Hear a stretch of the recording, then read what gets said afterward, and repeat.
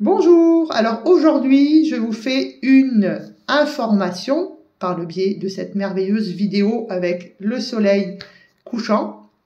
On va parler de micronutrition aujourd'hui, on va parler d'un macro-élément alcalin important qui est à 90% manquant dans la population française. Vous l'avez trouvé, je suis sûre, ceux qui savent, on va parler du magnésium. Donc le magnésium, c'est un macro-élément, c'est un sel minéral, on va essayer d'être français.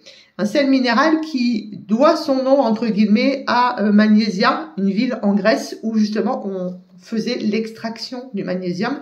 D'ailleurs, vous avez peut-être entendu parler de magnésie, c'est ce qu'on met sur nos mains lorsqu'on va faire de la gymnastique, par exemple, des barres parallèles, etc., etc.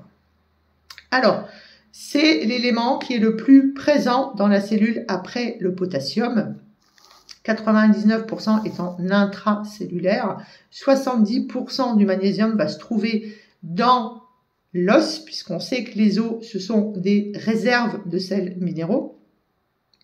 Et c'est un élément qui est aussi dans les tissus mous et aussi dans les organes et les liquides. Alors, c'est un, entre guillemets, macro-élément qui est le plus connu, qui est donc le plus carencé dans vos corps, celui où vous me dites toujours « Ah mais j'en prends la lèche du magnésium et ça marche pas ». Donc aujourd'hui, je vais vous expliquer un petit peu pourquoi ce macro-élément alcalin ne fonctionne pas en fonction de ce que vous prenez, mais surtout en fonction de votre vie. On sait que le magnésium fait à peu près 300 fonctions dans le corps, voire plus. Que le magnésium est la deuxième cause de fatigue dans le monde après la déshydratation. Je vais vous donner quelques idées des actions du magnésium. Je vais vous dire aussi où est-ce qu'on peut en trouver dans l'alimentation et comment on fait pour, entre guillemets, faire le nécessaire pour éviter d'en manquer, voire comment on fait pour prendre de la micronutrition avec du magnésium, un magnésium de qualité que vous allez pouvoir absorber. Donc, déjà, ce qu'on sait, c'est que c'est le grand régulateur du système nerveux, que ce soit central ou périphérique. Vous savez que lorsque vous avez l'œil, par exemple, qui papillonne, lorsque vous faites, par exemple, des trismus, de la tétanie, de la spasmophilie, lorsque vous faites des crampes, vous savez que c'est une carence en magnésium. Ce que vous ne savez pas, c'est qu'en fait, le magnésium va réguler tous les neurotransmetteurs, c'est-à-dire la sérotonine, la dopamine, le GABA, la noradrénaline, ça c'est les plus connus. On a besoin de magnésium pour passer d'un acide aminé essentiel à la tyrosine. Donc l'acide aminé essentiel, c'est la phénylalanine. On va le transformer en tyrosine. Vous vous souvenez, la tyrosine, l'acide aminé essentiel de la thyroïde, et cette tyrosine, elle va devenir de la dopamine si et seulement si vous avez du magnésium, par exemple. Ça, c'est un exemple. Le plus connu, c'est le fait que l'énergie de notre corps ne se fait que si vous avez assez de magnésium. C'est pour ça que je vous dis que c'est la deuxième cause de fatigue dans le monde après la déshydratation, puisque vous êtes déshydraté parce que vous ne buvez pas correctement, vous ne buvez pas surtout au bon moment. Parce que chaque étape dans les petits rouleaux de la mitochondrie, la fameuse organite qui nous fait de l'énergie, sont magnéso-dépendants. Vous manquez de magnésium, vous n'êtes pas capable de faire de l'ATP, donc de l'énergie. Mais il est aussi antihistaminique, c'est-à-dire qu'il est anti-allergique. Il permet de fabriquer les prostaglandines. Donc les prostaglandines, ce sont, entre guillemets, des enzymes qui viennent des acides gras essentiels, oméga 3, oméga 6. On va avoir des prostaglandines pro-inflammatoires, d'autres qui sont anti-inflammatoires. Eh bien, elles sont dépendantes toutes du taux de magnésium. Il va synthétiser un antioxydant et un élément essentiel au bon fonctionnement du foie qui s'appelle le glutathion. Il est essentiel aussi à la synthèse des hormones thyroïdiennes. Il est nécessaire à la synthèse et à la production des acides nucléiques. Il va contribuer à une glycémie lissée parce qu'il va favoriser l'entrée de l'insuline dans la cellule. C'est lui qui va permettre de de gérer par exemple l'alcalose ou l'acidité dans votre corps. C'est lui qui permet d'augmenter le travail enzymatique du foie. C'est lui évidemment qui est responsable de l'ossification. C'est lui qui est responsable aussi de la fluidité du sang et du rythme cardiaque. Donc, je vais vous donner d'autres exemples. Lorsque vous avez une baisse rapide de l'audition, lorsque vous avez des prolapsus au niveau de vos valves cardiaques, lorsque vous avez le hoquet, lorsque vous faites des gastrites, lorsque vous avez une rectocolite hémorragique, lorsque vous avez ce qu'on appelle une hyperactivité cutanée, donc par exemple l'eczéma, lorsque vous faites des rhinites, lorsque vous perdez rapidement vos cheveux, lorsque vos cheveux blanchissent trop vite, lorsque vous transpirez beaucoup, si, mesdames, vous avez un syndrome prémenstruel, si vous faites de la rétention d'eau, alors l'ostéoporose, bien sûr, le diabète, l'oxydation du mauvais cholestérol, l'inflammation, l'accélération du vieillissement, tout ça, c'est lié à des problèmes de manque de magnésium.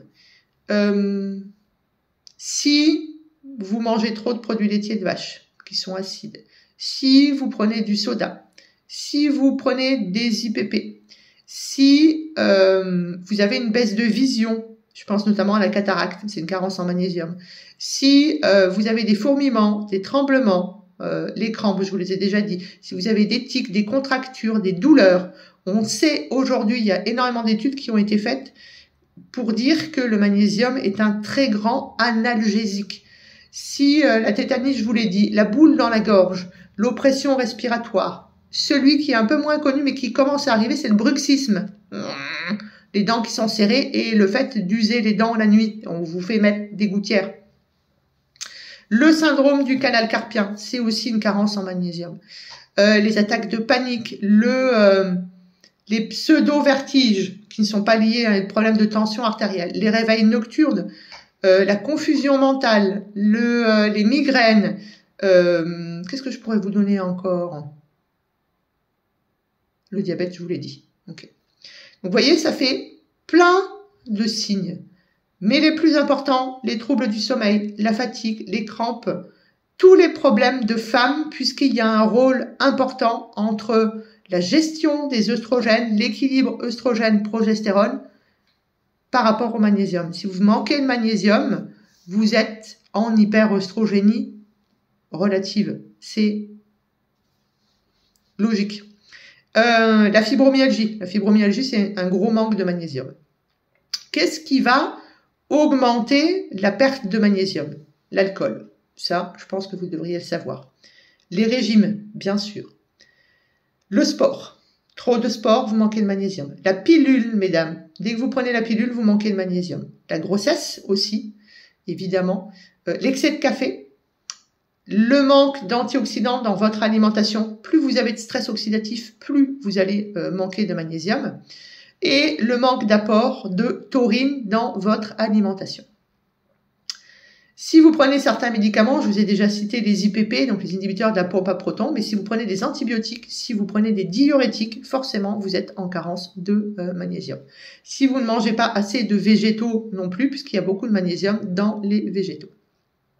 Alors, la cause la plus connue de fuite du magnésium, c'est évidemment le stress. Alors, lorsque vous êtes stressé, il va y avoir une sécrétion de noradrénaline. Cette noradrénaline, elle va faire que le calcium va rentrer dans la cellule. Si le calcium va rentrer dans la cellule, vous avez automatiquement une fuite de magnésium. Donc, à partir du moment où il y a un stress dans votre vie, quel qu'il soit, vous manquez de magnésium. Quelles sont les différentes, entre guillemets, sortes de magnésium que vous pourriez prendre, qui existent? Alors, tout d'abord, on a 3 générations normalement. Première génération, elle date de l'Antiquité. C'est tout ce qui va être, entre guillemets, inorganique, donc oxyde, hydroxyde, chlorure et sulfate de magnésium. Ça, c'est ce que vous trouvez très facilement en pharmacie et le plasma marin fait partie de ça. C'est laxatif et c'est très mal absorbé. Donc, ça fonctionne pas du tout. Surtout que ça risque de vous donner des douleurs abdominales, ça risque de vous faire péter, mais en plus, ça risque de déséquilibrer l'acide base, donc de créer des pertes de minéraux supplémentaires. Pour être très précise, l'oxyde de magnésium va favoriser une alcalose, okay, parce que ça va réagir avec l'acide chlorhydrique de l'estomac. Et le chlorure de magnésium, lui, il va plutôt être acidifiant. Ensuite, on a les deuxièmes générations. Je vous donnerai des noms juste après. Donc, eux, ils arrivent à peu près au XXe siècle. Là, on va avoir du magnésium qui sera combiné à des molécules organiques. C'est tout ce qu'on appelle lactate, aspartate, pidolinate. C'est mieux toléré, c'est un poil mieux absorbé, mais ça accélère toujours le transit. Et donc, à chaque fois que vous accélérez le transit, vous vous déshydratez. Si vous vous déshydratez, vous avez une fuite de minéraux. En plus, en France, le lactate, entre guillemets, de magnésium, il vient de l'acide lactique. De l'acide lactique, vous connaissez ça, c'est le produit de dégradation lorsque vous faites du sport. Les taux de lactate, issus du lactate de magnésium, va donner des états d'anxiété, va donner de la fibromyalgie. Si on devait parler de l'aspartate de magnésium, par exemple, l'aspartate de magnésium, c'est comme le glutamate, c'est excitotoxique, donc très mauvais pour votre cerveau. Ça augmente, entre guillemets, l'apoptose des neurones dans votre cerveau. Donc l'apoptose, c'est la mort, entre guillemets, du cerveau. Si vous souhaitez que le magnésium soit en rétention à l'intérieur de la cellule, eh bien, vous allez avoir besoin de prendre de la vitamine B6 et de prendre de la taurine. La taurine, c'est un acide aminé qui vient de la cystéine. Cette taurine, on sait qu'elle diminue la quantité d'adrénaline qui est sécrétée par les surrénales. La noradrénaline, qui est, elle, sécrétée par le système nerveux central, est aussi abaissée par la taurine. La taurine, vous avez une image de la taurine qui est liée au Red Bull, mais ça n'a strictement rien à voir. Si vous mettez de la taurine avec un excitant, avec des additifs, vous allez forcément avoir le Red Bull et les effets secondaires du Red Bull. Si vous mettez de la taurine en acide aminé, notamment avec du magnésium, vous allez augmenter le GABA. Mais vous allez aussi surtout protéger votre cellule. Vous allez faire le nécessaire pour qu'il n'y ait pas de surcharge de calcium et que la taurine, elle soit capable de stabiliser la membrane de votre cellule. Elle diminue aussi quelque chose qui est très intéressant, c'est l'activité des récepteurs NMDA, notamment par rapport à ce calcium. Elle est neuromodulante. Elle a une action calmante, exactement la même que celle du GABA. De plus, elle va diminuer les effets secondaires de l'alcool en accélérant, entre guillemets, l'élimination de l'alcool par la bile. Elle aide aussi, cette taurine, à diminuer le cholestérol et les polluants, toujours par le biais de la bile. Elle diminue les troubles cardio, et ça se voit en direct live, entre guillemets, quand vous faites une injection de magnésium et de taurine, vous avez le rythme cardiaque qui va redevenir à la normale et vous n'avez plus ce qu'on appelle tous les troubles du rythme. C'est quelque chose qui est complètement en innocuité. J'ai envie de dire reconnu par plus de 1357 études. Donc je vous disais, 3 générations de magnésium. La première, tout ce qui est chlorure, hydroxyde, sulfate et le magnésium marin. Alors, les disponibilités, par exemple pour le chlorure, bonne biodisponibilité. Pour le sulfate, bonne biodisponibilité. Par contre, des teneurs en magnésium qui vont entre 12 et 20% et qui ont des effets laxatifs très élevés. Donc, on oublie. Si on prend les hydroxydes et le magnésium marin, mauvaise biodisponibilité. Teneur en magnésium un peu plus haute parce qu'on est entre 40 et 35%. Par contre, effet laxatif très élevé. Donc, on oublie. Les deuxièmes générations. Par exemple, le malate, les lactates, très bonne biodisponibilité, une teneur en magnésium qui est entre 12 et 15%, avec un petit risque d'effet laxatif. On dit un risque modéré. Le citrate, intéressant, bonne biodisponibilité. Par contre, il n'a que 11% de magnésium. L'aspartate, mauvaise biodisponibilité. Le taurinate, bonne biodisponibilité. Teneur en magnésium, que 8%. Le glutamate, bonne biodisponibilité, mais on ne sait pas ce qu'il nous permet de faire rentrer comme magnésium dans la cellule. En plus, lui, il a un effet laxatif super élevé. Donc, lorsque vous souhaitez travailler sur tout ce que je vous ai dit, le bruxisme, les syndromes prémenstruels, le vaginisme, l'anxiété, la dépression, la fibromyalgie, le stress, la fatigue, les troubles du sommeil, les contractures, les crampes, etc., eh bien, il est nécessaire de passer sur une 3e génération. Alors, les plus connus, c'est les glycérophosphates, excellente biodisponibilité, teneur en magnésium de 13%, pas d'effet laxatif. Les bisglycinates, très bonne biodisponibilité, teneur en magnésium de 15%, pas d'effet laxatif. Et les thréonates, très bonne biodisponibilité, teneur en magnésium de 10%, pas d'effet laxatif. Ça, c'est intéressant parce que ça va vous permettre justement à un moment de pouvoir changer de magnésium. C'est-à-dire que aujourd'hui, on sait très bien, je vous disais en fait que 90% des gens sont carencés en magnésium. Ça veut donc dire que le magnésium, ça se prend sur des très longues périodes. Personne ne peut dire aujourd'hui qu'il ne subit pas de stress. Donc tout le monde a des fuites de magnésium.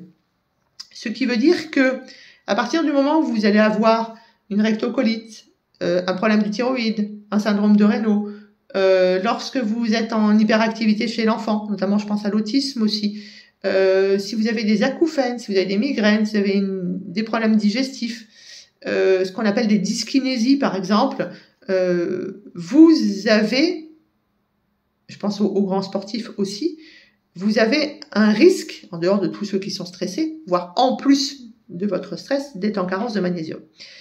Évidemment que les glycérophosphates et les bisglycinates, avec de la vitamine B6 et avec de la taurine, sont les meilleurs à prendre.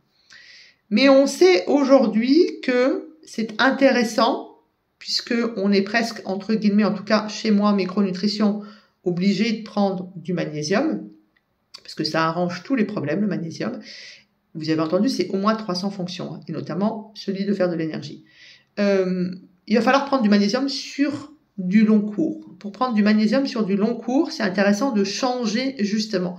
C'est de prendre, pendant 3 mois, vous prenez du bisglycinate. Pendant 3 mois, vous prenez des glycérophosphates. Pendant 3 mois, vous prenez du thréonate. On sait aujourd'hui, par exemple, le thréonate, c'est celui qui marche le mieux sur la caboche, par exemple. Vous pouvez prendre un peu de malate de temps en temps, puisqu'il est excellent pour le foie. C'est aussi quelque chose qui va vous aider à gérer le pH de votre sang. J'espère qu'avec cette vidéo, vous allez comprendre que le magnésium que vous achetez ne doit pas être de 1re génération. Il doit être rarement de 2e génération et il vaut mieux plutôt qu'il soit de 3e génération. Que vous devez changer de famille de magnésium régulièrement, que tout le monde doit prendre du magnésium et le magnésium se prend sur toute la journée, aux 3 repas, juste avant, en général, parce que vous allez avoir besoin de magnésium sur toute la journée. Si vous avez des troubles du sommeil, vous prenez une dose plus importante au repas du soir, avant le repas du soir, ce qui va vous aider à vous endormir. Vous pouvez reprendre une dose si vous vous réveillez dans la nuit, bien sûr. Le magnésium, c'est quelque chose qui est géré très facilement par les reins, qui, eux, sont les garants de la gestion du magnésium. Si tant soit peu que quelqu'un pourrait être en trop plein de magnésium, vous allez le pisser. Il y a une contre-indication formelle au magnésium, c'est l'insuffisance rénale à un stade avancé. Ce ne sont pas, en général, les gens qui vont entre guillemets, proclamés en manque de magnésium. Ils ont des bilans sanguins, ils ont justement des gestions de leurs minéraux par le biais de leurs séances tous les 2 ou 3 jours de leur insuffisance rénale. Donc, c'est pas un public concerné par cette vidéo. Donc, je prends du magnésium. Quand c'est sur du long cours, pourquoi pas 5 jours sur 7, donc pas le week-end. J'ai toujours du magnésium à la maison. Dès que j'ai un stress important, je prends du magnésium. Je prends du magnésium de manière régulière, c'est-à-dire 3 fois par jour, sinon ça sert à rien. J'évite le plasma marin, qui est très connu, très recommandé par beaucoup de mes collègues, qui, entre guillemets, tout ce qui va être autour sera peut-être intéressant, mais le magnésium du plasma marin, au bout d'une semaine, ça vous fait aller en diarrhée. À chaque fois que vous êtes en diarrhée, ne l'oubliez pas, vous perdez des sels minéraux. C'est pour ça qu'on dit que les personnes âgées et les enfants doivent être très vite rétablis avec des perfusions, puisque le manque d'hydratation lié à la perte d'eau et de sels minéraux de la diarrhée peut vous faire mourir. Donc on évite tous ces magnésiums, on part plutôt sur la 3e génération, on prend au long cours, et je peux vous dire que lorsque vous avez tous les mots que je vous ai cités, eh bien, il va être intéressant de prendre du magnésium, mais aussi intéressant d'éviter tout ce que je vous ai dit. Souvenez-vous, la pilule, l'alcool, trop de sport, etc., etc., le manque de végétaux. Pour aider, entre guillemets, pensez bien sûr au massage, à la méditation, pensez à la marche, pensez au yoga, pensez au qigong, pensez au tai chi, et pensez dans votre alimentation à apporter du cacao, du chocolat, de la banane, des légumes secs, mais aussi, comment je pourrais vous dire ça, des coquillages, des noix, des noisettes, etc., etc. Parce qu'en plus, tout ça, ça va augmenter les prostaglandines qui viennent des oméga 3. Si vous avez une myasthénie, donc une maladie des muscles, on évite de prendre du magnésium sans en référer à son médecin. On a besoin, si vous vivez dans une, comment je pourrais dire, société où il n'y a aucun stress, on aurait un besoin à peu près de 200 mg par jour.